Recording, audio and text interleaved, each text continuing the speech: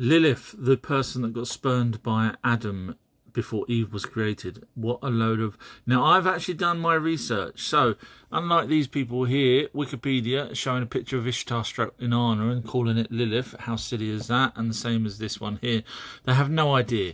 However, I do, because I have done the research. In fact, I've also done the research there on my Patreon page for many, many different things, and I'm always right, let's be honest.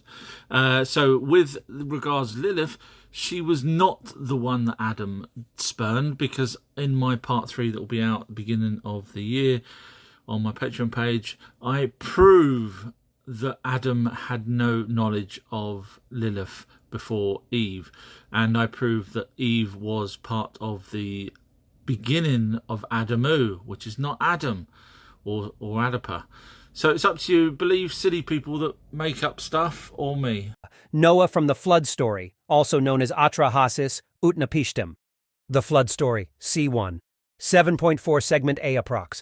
36 lines missing. 1:10 sets up. I will.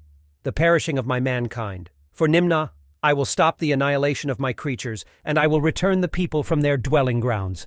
Let them build many cities so that I can refresh myself in their shade. Let them lay the bricks of many cities in pure places. Let them establish places of divination in pure places. And when the fire quenching is arranged, the divine rights and exalted powers are perfected, and the earth is irrigated, I will establish well-being there. 10:14. After An, Enlil, Enki, and Nimna had fashioned the black-headed people, they also made animals multiply everywhere and made herds of four-legged animals exist on the plains, as is befitting. Approx. 32 lines missing. Segment B1, 27, seat in heaven, flood, mankind. So he made, then Nimnu. Holy Inanna made a lament for its people. Enki took counsel with himself. An, Enlil, Enki, and Nimna made all the gods of heaven and earth take an oath by invoking An and Enlil. In those days, Zi-Udsura the king, the Gudug priest, he fashioned the humble, committed, reverent, day by day, standing constantly at something that was not a dream appeared, conversation, taking an oath by invoking heaven and earth. In the Kayur, the gods, a wall. Zi-Udsura standing at its side, heard. Sidewall standing at my left side. Sidewall. I will speak words to you. Take heed of my words. Pay attention to my instructions. A flood will sweep over a decision that the seed of mankind is to be destroyed has been made. The verdict, the word of the divine assembly, cannot be revoked. The order announced by An and Enlil cannot be overturned. Their kingship, their term has been cut off. Their heart should be rested about this. Now. What? Approx. 38 lines missing. Segment D1, 11. All the windstorms and gales arose together, and the flood swept over After the flood had swept over the land, and waves and windstorms had rocked the huge boat for 7 days and 7 nights, Utu the sun god came out, illuminating heaven and earth. Zi-Udsura could drill an opening in the huge boat, and the hero... Just keep trusting mainstream science and ignore people like me, but they get it right. Here in Live Science, it says the outer core of the earth is liquid, but the inner core is solid. Here in National Geographic, it's saying that the inner core is mostly solid. You get where I'm going with this. Here, the Chinese Academy of Sciences saying the inner core is not normal solid, but is composed of lattice and liquid. So here it even says that they've now found an innermost inner core. So I have no idea. And the reason why I'm going through this is here they're saying that in Jupiter's core is made of solid ice. Now, why can't Earth's core have been ice? Because here it says that over 1 billion years ago, Earth suddenly grew in size, and they're saying it's because the molten liquid inside the centre of the core, 1 minute it's solid, now it's liquid, crystallised due to lower temperatures. But what happens if it was ice, and the ice got hot, steam? Some experts speculate that the Menehune legend might be rooted in reality. A breakthrough came in 2003 when a dwarf human species, Homo floresiensis, was found on the Indonesian island of Flores. Standing at approximately 1 meter in height and walking upright, this species displayed human-like teeth, a receding forehead, and lacked a chin. Fossils of Homo floresiensis, dating back 38,000 to 18,000 years, have been unearthed. but archaeological findings suggest it inhabited Flores between 95,000 and 13,000 years ago. This species utilized stone tools and fire, hunting pygmy elephants, Komodo dragons, and giant rats native to Flores. Researchers believe H. floresiensis represents a dwarfed variation of Homo erectus.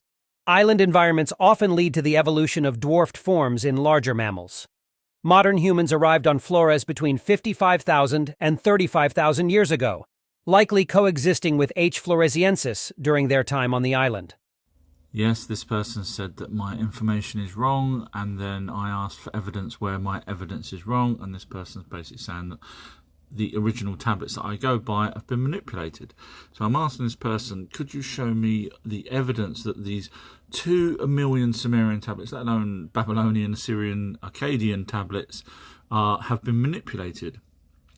So you've also then got to say that the temples that they built have been manipulated as well, and then you've got to say that these cylinder seals, and this is all prior to the Bible, which is why this person's got upset, because this person on one of my posts said that I'm well off, in other words, wrong.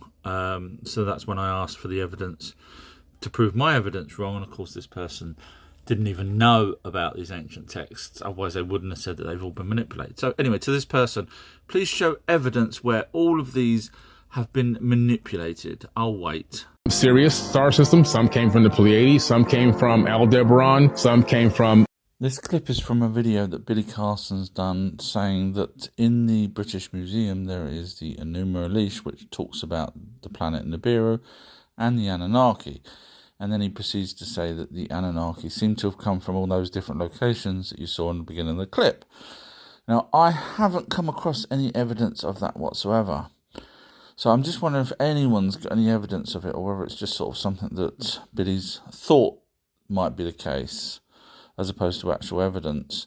So if anyone's got any evidence that the Anunnaki said whatsoever that they come from anywhere else other than Nibiru, please let me know. Thank you. God gave us his name in DNA, our DNA, which spells that. Now, interestingly, obviously, we all know that Enlil was the god of Israel, who had a lapis lazuli throne, same as the almighty being needed a lapis lazuli throne and sat down 22 times in the Bible. But obviously Jehovah was Enki, which was Enlil's half-brother, both princes. We've got the evidence of all of that. But what's more interesting is obviously Enki did create us in his image, which we know we've got the actual original text that predate the Bible, not Enlil, which would have been Yahweh. So Jehovah created us. Anyway, what's more interesting is I've kind of identified as a god for a very long time. So honestly, I have. And look, this is the formation of the DNA codes, and my name is Adrian Timothy Carter Grant. So Enki knew about me way before. So thank you. That's amazing.